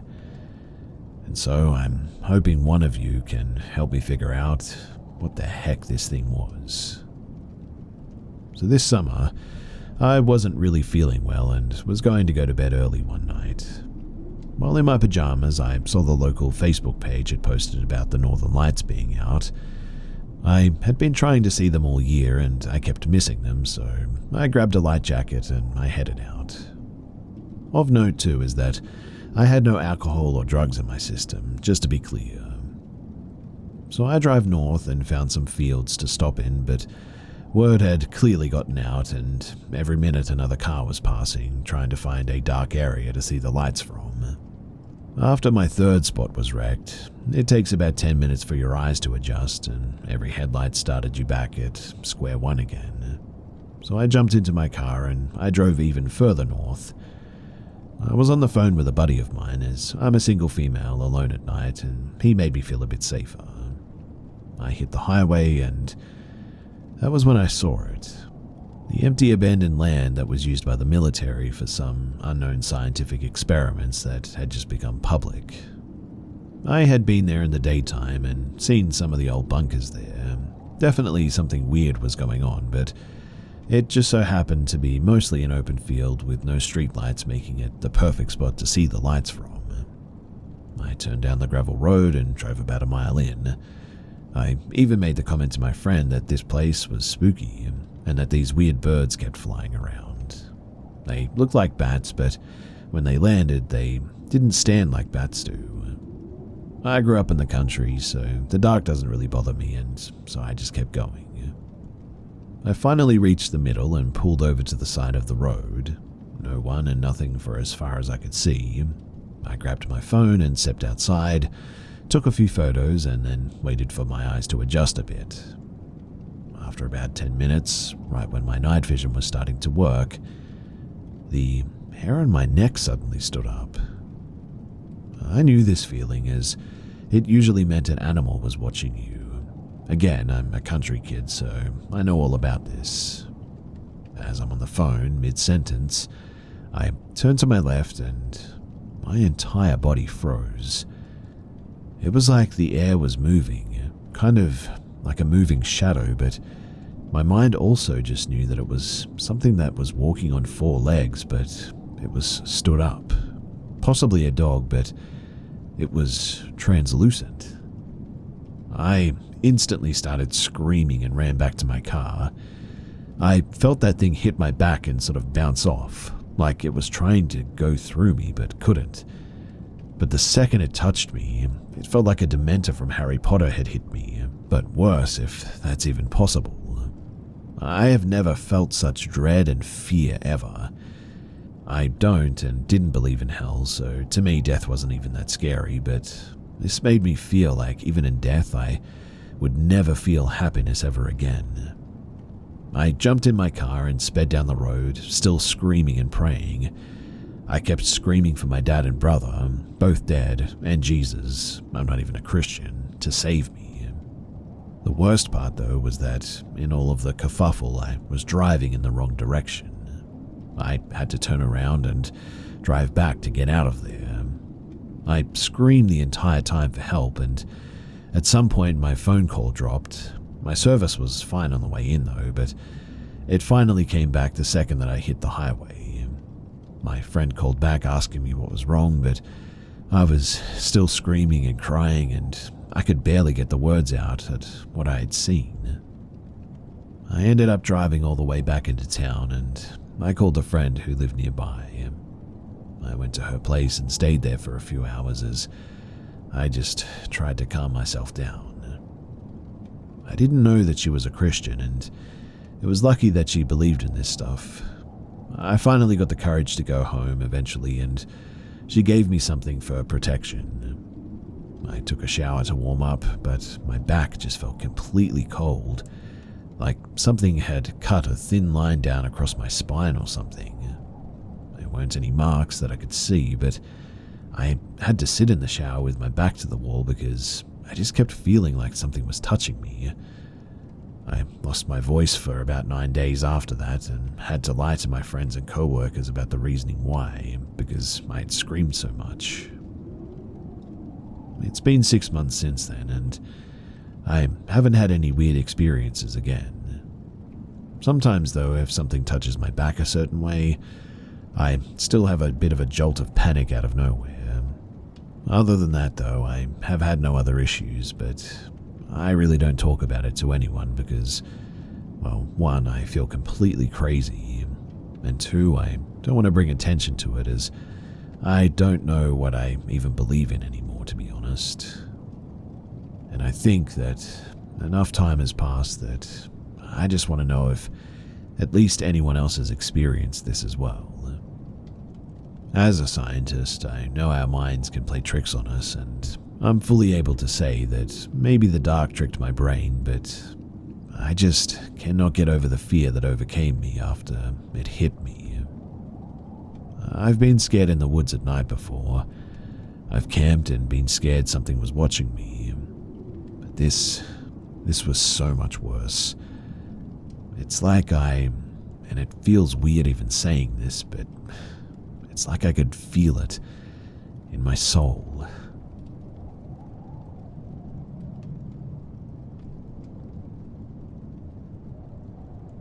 For the past 2.5 years now, I've been living in the north of the Scottish Highlands. And when I say north, I mean as far north as you can possibly go. I live in a region called Caithness, in the small coastal town of Thurso, which is actually the northernmost town on the British mainland. I had always wanted to live in the Scottish Highlands, which seemed a far cry from my gloomy hometown in Yorkshire, England. And when my dad and his partner told me that they'd bought an old house up there, I jumped at the opportunity. From what they told me, Caithness sounded like the perfect destination. There were seals and otters in the town's river, dolphins and orcas in the sea, and at times of the year, you could see the northern lights in the night sky even. But despite my initial excitement of finally getting to live in the Scottish Highlands, full of beautiful mountains, amazing wildlife, and vibrant culture, I would soon learn that the region that I had just moved to was far from the idyllic destination that I had dreamed of. So many tourists flood here each summer, but when you actually choose to live here, in a harsh and freezing coastal climate, this place feels more like a purgatory, I guess. More than that, in fact. This place actually feels cursed. This probably just sounds like superstition on my part, but what almost convinces me of this belief more so than anything else here, is that disturbing things have washed up on shore, each one worse than the last, and they all have to do with death. The first thing that I discovered here happened maybe a couple of months after I first moved to Caithness. In my spare time, I took to exploring the coastline around the Thurso area. It was one of these days that I started to explore what was east of Thurso. On the right side of the mouth of the river, there's these old ruins of a castle, but past that leads to a cliff trail around the eastern coastline. I first started exploring this trail with my dog, Macy, on a very windy and rainy day. We trekked down the cliff trail and onto the bedrocks by the sea, and making our way around the curve of a cliff base, we found something. Littered all over the bedrock floor were what seemed like dozens of dead seabirds, and I mean, they were everywhere. It was as though they had just fallen out of the sky and washed ashore. I just assumed that they either crashed into the rocks or were swept into the sea due to the stormy weather. Feeling like this was almost a warning, I decided to make my way back home, rather than risk being blown off the cliff trail like that. It wasn't until a day or so after, though, when I went back to explore further down the coast, that a woman with her young daughter stopped me. Shouting across the other side of the road through the heavy rain, the woman told me that she had just come from that direction, but that there was a warning sign for dog walkers, warning them that the area was infested with dead seabirds that had apparently died from bird flu. She said the warning had told dog walkers to keep their dogs on a leash at all times, as bird flu was contagious to them. This instantly concerned me, as you can imagine, as the day before my dog Macy had gotten close to the dead seabirds to sniff them. But there was something else too. Something about meeting this woman had struck me as weird. Although she was just a normal woman with her young daughter, they were walking with a dog that was completely identical to Macy, a small black and white border collie. Maybe that's why the woman was so adamant to warn me in the first place, because in my dog she saw her own, heading in the direction of danger. But why this detail was so weird to me was that it almost felt like an omen of some kind. She was leading with her dog, identical to mine, away from the contagious dead birds, as though I should have been doing the same thing. And I know this is going to sound a bit crazy, but it almost felt as though it wasn't just the woman who was warning me, but something else, something disguised as a coincidence. Curious as to what this warning sign was, I thanked the woman for letting me know, before continuing with Macy towards the trail. We reached the entrance of the castle ruins, and on the entrance gate I saw the sign that we had just been warned about. The sign was bright yellow and outlined with contagion symbols. If the woman's warning wasn't enough to make me turn around, this sign definitely was, and so I head back into town, all the while worrying that my dog might now be contagious. Thankfully, Macy would be absolutely fine. Although I would later learn that bird flu was actually common to the region, and so dead seabirds wasn't anything new. What I would stumble upon a year later, washed up on the town's beach, would definitely be far more sinister though.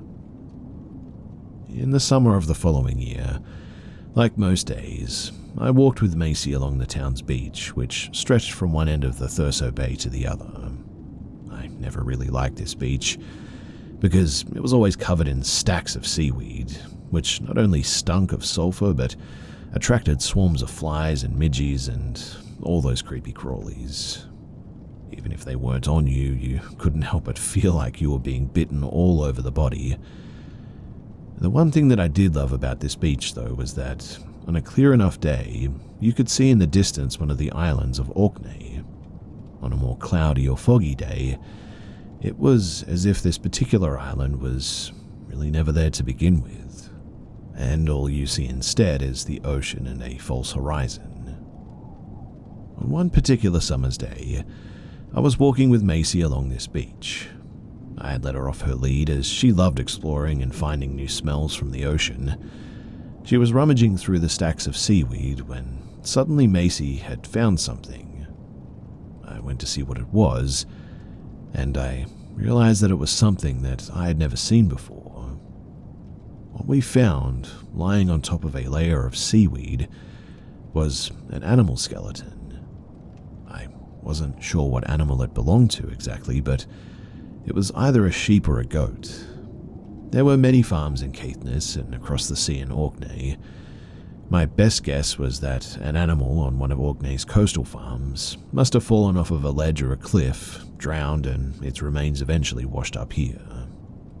Although I was initially taken back by this skeleton, grinning up at me with its molar-like teeth, something else about this animal quickly caught my eye. The upper body was indeed skeletal remains, completely picked white clean, but the lower body was still there. It still had its hooves and all its wet fur even. The fur was dark grey, and as far as I could see, all the meat underneath was still intact. And although disturbed by this carcass, I was also very confused. What I didn't understand was, why had the upper body of this animal been completely picked off, whereas the lower part hadn't even been touched? What was weirder, though, was that the lower body hadn't even decomposed yet. In fact, it looked really fresh. I can still recollect the image of this dead animal in my mind's eye. At the time, one of the first impressions that I had of it was that it seemed almost satanic. It reminded me of the image of Baphomet, a goat's head on a man's body. What made me think this was not only the dark goat-like legs, but also the position the carcass was in. Although the carcass belonged to a goat or a sheep, the way the skeleton was positioned almost made it appear hominid. The skeleton was laid on its back, with an arm and a leg on each side of its body. However, what I also have to mention about this incident is that, like the dead seabirds and the warnings of the concerned woman, this skeleton almost felt like an omen, a bad one. I thought it might have been at that time, and to tell you the truth, it was. Not long after finding this skeleton washed up on the town's beach, my personal life suddenly takes a very dark and somewhat tragic downward spiral. I almost wish that I could go into the details of what happened, as it would only support the idea of how much of a bad omen this skeleton would turn out to be, but it's all rather personal and I really don't want to get into it. And while I've still lived in this god-forsaken place, I have come across one more thing that was washed ashore, and although I cannot say whether it was more or less disturbing than the Baphomet-like skeleton that I had found earlier, it was definitely bone-chilling. 6 or so months later, and into the Christmas season, I was still recovering from what personal things had happened to me, almost foreshadowed by the Baphomet skeleton. It was also around this time that I had just gotten out of a long-distance relationship and was only finding closure from it now. Feeling as though I had finally gotten over it, I decided I wanted to go on a long hike by myself along the cliff trail east of Thurso. And so, the day after Christmas, Boxing Day, I got my backpack together, packed a lunch for myself, and headed out at around 6 a.m. The hike along the trail had taken me all day, and by the evening I had walked so far that I actually discovered what I first thought was a ghost town. What I found, though, was actually an abandoned port settlement, which had the creepiest looking disperse of old stone houses, as well as what looked like the ruins of an ancient round tower. As it turned out, this was actually the Castletown Heritage Centre, a tourist spot. It seemed that I had walked so far around the rugged terrain that I was now 10 miles outside of Thurso. On the other side of this settlement were the distant cliffs of Dunar Bay, which compared to the cliffs that I had already trekked along were far grander. although I could feel my legs finally begin to give way, and already anticipating a long journey back from the trail, I decided that I was going to cross the bay and reach the cliffs, and then make my way back home. Considering what I would find there, this is the point in the journey where, honestly, I wish that I had stopped. By the time that I was making my way around the bay, it had become very dark and I had already walked past more than half of the bay, but the cliffs just didn't feel any closer.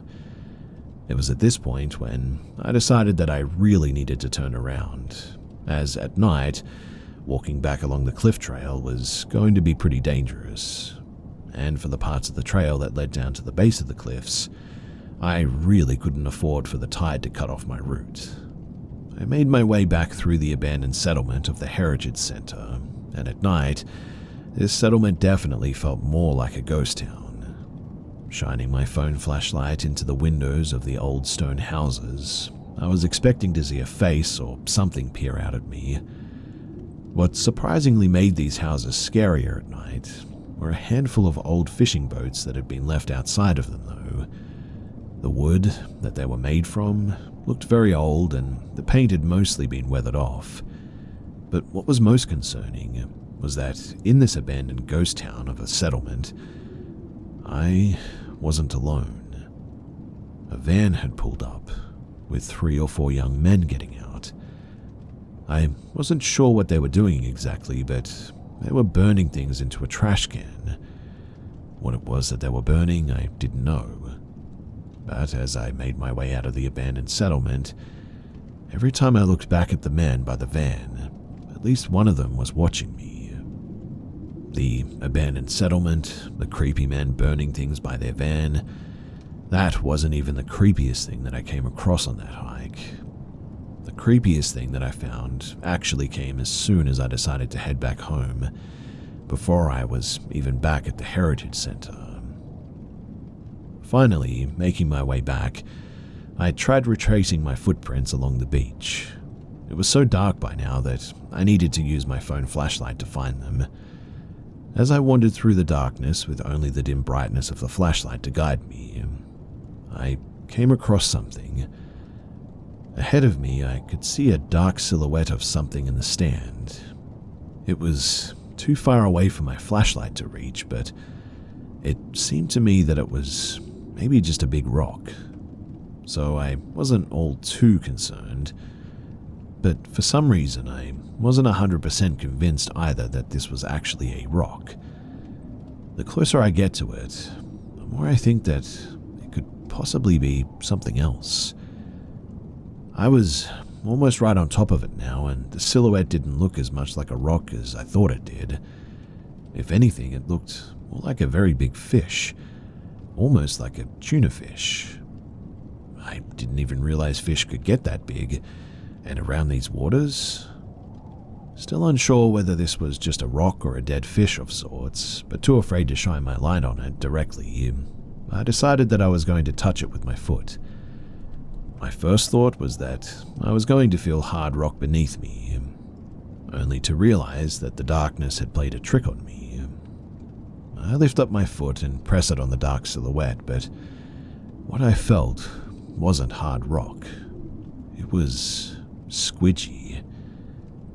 My first reaction was a little bit of a shock, because if this wasn't a rock like I originally thought, then it was something else and had probably once been alive.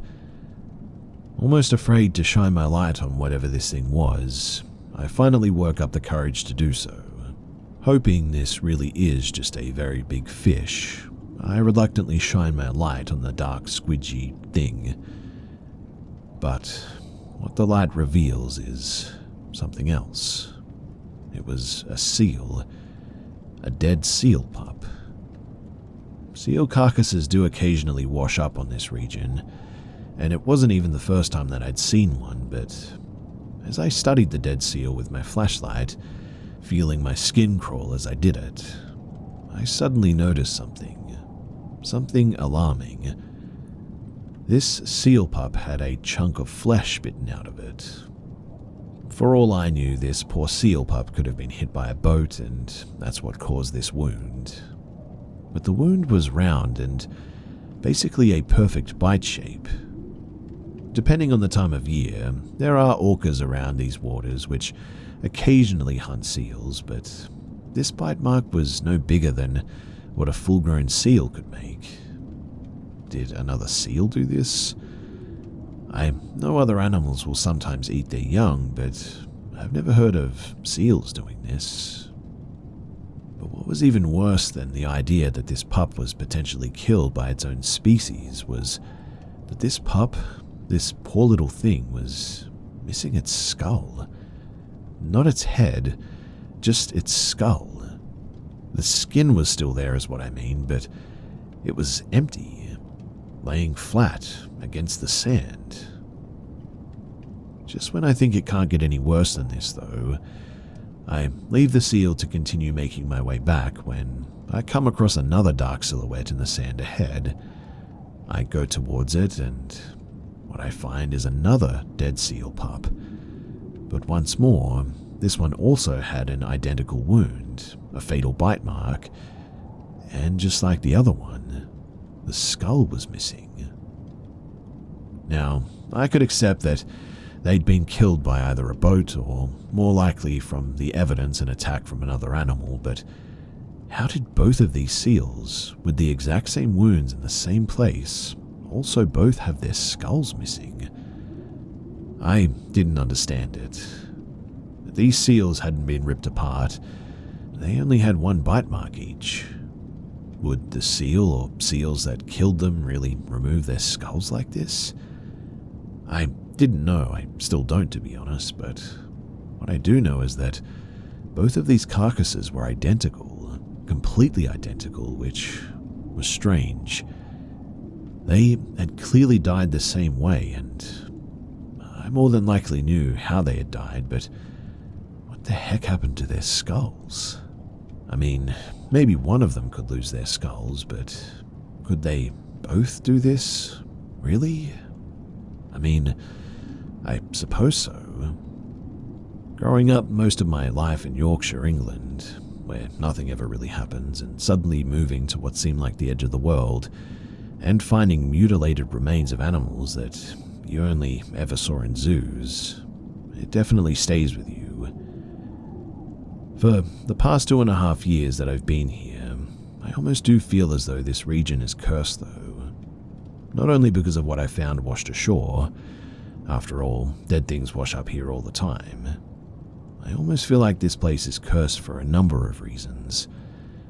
Despite the natural beauty all around, this place does somewhat feel like a purgatory, a depressive place that attracts lost souls from all around the UK. Many of the locals leave this place, migrating far down south to places like Glasgow. On the contrary, it seems a fair number of people like me have come from afar to live here, mostly retired English couples who, for some reason, choose this place above all others to live comfortably before the day that they die. Perhaps like me, they thought this place would be idyllic, only to find out that they were wrong. For the rest of the population, well, they're either junkies or convicted criminals, Satanists, relocated here from all around the country, and if anything, you could even say that Caithness is the UK's Alaska, where people come to get far away from their past lives or even themselves, but instead, amongst the natural beauty, are harassed by a cold, dark, and depressing climate. Maybe this place isn't actually cursed. Maybe it really is just a remote area in the far north of Scotland that has, for UK standards, a very unforgiving climate. Regardless, I won't be here for much longer. Maybe the ghost that followed me here will follow wherever I may end up next. But a fair bit of warning. If you do choose to come here, make sure that you only ever come in the summer. And whatever you do, if you have your own personal demons of any kind, whatever you do, just don't move here.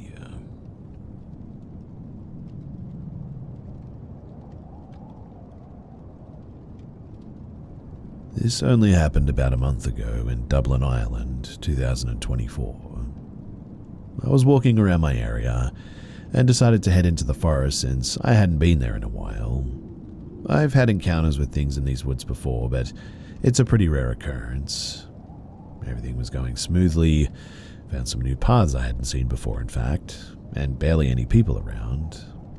Eventually I got to a point where there was a fork in the path. I took the right side and eventually learned that way was blocked by thorns and nettles a bit down the path.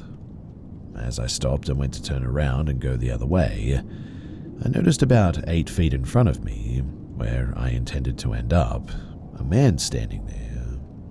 He had completely normal skin and a healthy body, important for the next part, and he had a sort of short and stocky build. He was just staring at me, and I froze for a second, but then figured he probably got startled by me the same way that he startled me. So I kept going to turn around, but when I got about 2 steps down the left path, I stopped. He was still standing there, except something was seriously off. He was now slumped over in an inhuman position, like his spine had moved up and snapped. His skin was pale and covered in bruises, and he was still just standing there. At that, I quickly turned around and I got the heck out of there, not looking back. I only stopped when I found another person, and at that point, I slowed down to walk again. I'm usually not afraid of the things in those woods, but I definitely was not about to risk messing with, well, whatever that was.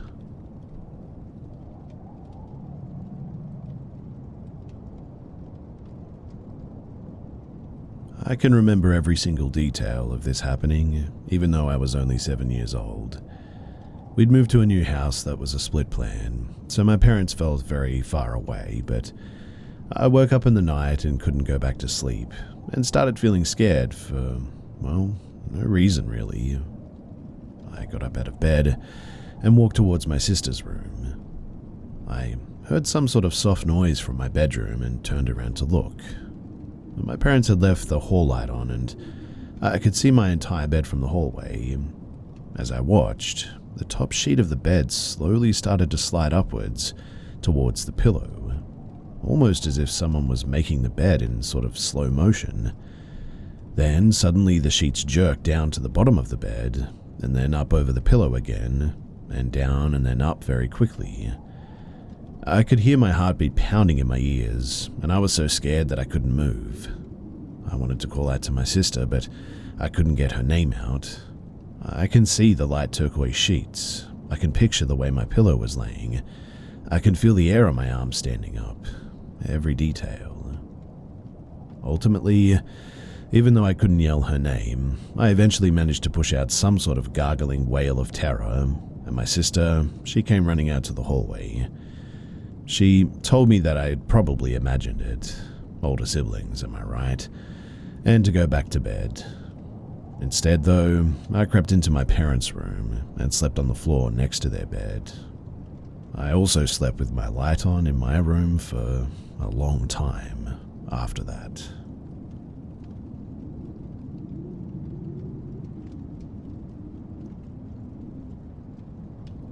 This happened in the late summer of 2014, but I remember it clearly, even 10 years later. In the fall of the previous year, I moved into an apartment with my boyfriend at the time. I was freshly 18 and he was 22. He was a socially inept groomer, but let's call him Mike. Mike was always emotionally distant and strange. We had many shared interests, but he refused to let me have friends, make new friends, or just go out and enjoy life in the city. I'd invite him to concerts for bands that he liked, and he'd decline. I'd offer to introduce him to my friends. He'd decline.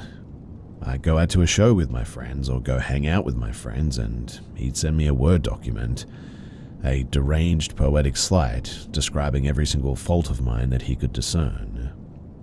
One time I smoked a little bit of pot, and he compared me to Medea killing her children. When I say poetic, I mean poetic too. And when I say deranged, I mean deranged. Naturally, we broke up too. A friend of mine found him on a dating website, and, well, that was that.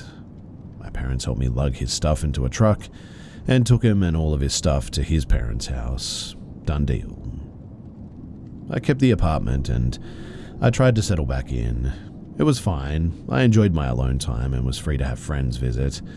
Honestly, it seemed pretty ideal. Upon falling asleep on my second night alone, I was quickly woken up by a knock on my door though. I checked the time, maybe 3 or 4 in the morning, and I mean, to heck with that, no thanks. So I tried to drift off again, but the knocking happened again, more rapidly, more aggressively. I kept ignoring it though. I didn't have that many friends, and the friends that I did have wouldn't be hanging on my door at 3 a.m. And eventually, that banging stopped. I enjoyed my next few days. I went out with friends, I had some drinks, came home alone, and I went to sleep. 4 a.m. again, and there's that banging. But this time, also some rattling. When I heard that, I realized that the guy was clearly trying to open the door. Luckily, this building was old and disgusting. Landlord paint jobs, roaches, and no AC, but what it did have was 2 deadbolts and a door chain, so I felt more curious than scared, I suppose. I took a look through the peephole and I saw a blonde man. He didn't look like a junkie or a weirdo, but I also didn't recognize him. And no, it wasn't Mike. He was dark-haired and would have written a poem before he tried to break down a door, but feeling young, stupid, and for whatever reason, safe enough to sleep, I just go back and I fall asleep. But this keeps happening. Every single night I go to sleep. Every single night he would knock. He bangs and slams at the door. He jiggles the doorknob left and right. He yanks at the doorknob. He flies into the door with the weight of his entire body. But he never talks. And for some reason, I never called the cops too. I think I was in my ACAB era, I don't know, but it went on for about a week, but I do call my friend Pete eventually. Pete and I hung out for the day.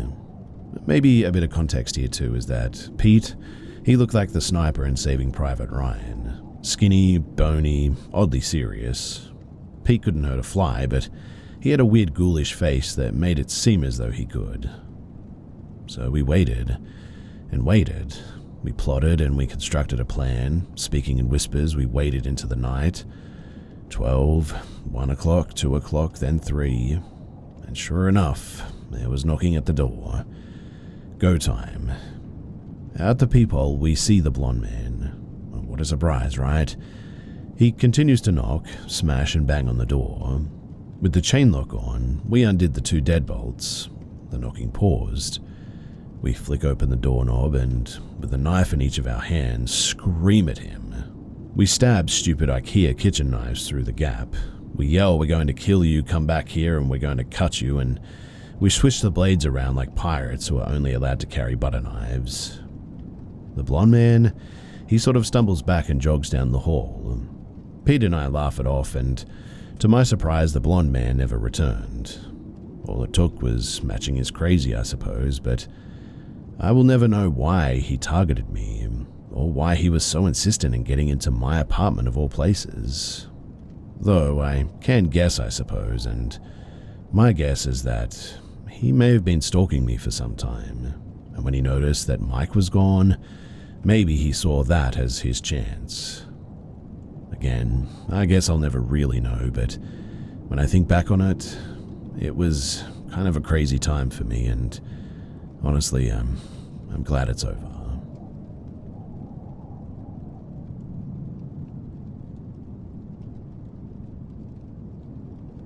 When I was 7, my family, mum and 2 older brothers, 13 and 15, moved house. We moved to a street that was built on old tram tracks from around the 1900s. The line of terrace properties themselves were fairly new, but when we moved in, they were only around 15 years old max. All of the properties have a rear garden that was divided by a meter-tall wooden fence, Each garden has a shared rear wall that is 7 foot tall and made of concrete. This wall separates the properties from the grounds of the local park. So as a kid, I kept myself pretty much entertained all the time. The age gap between my brothers and I at that age was enough to be left out of most things, and my parents were recently divorced. So, I would make up games and act out imaginary scenes. It was not uncommon to find me playing off by myself in the back garden. We had pet rabbits that lived in a hutch that was up against the back wall mentioned earlier. Being the curious child that I was, I used to like to sort of stand on the hutch and look over the wall into the park and people watch. I remember it being a warm night, and the sun was setting a bit later in the day. I don't remember the time exactly, but with the way the daylight plays in my memory, it must have been around 7 p.m. I was out in the garden, people watching from my rabbit hutch vantage point, when I had the sudden urge to look over my right shoulder. With the way my house is laid out, the kitchen is at the rear of the house. If I were to enter the house, I'd open and walk through that kitchen. My neighbor's house, which would be on my right side as I looked back, is a bit different. Their sitting room is at the rear instead. So I look over my right shoulder and my neighbor's back door is open. There are no lights on, so it's dark in the sitting room and I can't really make anything out. But I know that they have a sofa facing out, and it would be where I was looking. That's when I see what look like 2 red dots, spaced apart, and not changing distance from one another, floating in the middle of this black room. I remember squinting, trying to figure out, what am I seeing? I kid you not as well. These 2 dots move in a smooth arc to the right and upwards, as if they were eyes on a face of someone standing up from the sofa. As they move, they seem to get a bit closer to the door, and I can make really nothing out except for, well, a dark silhouette.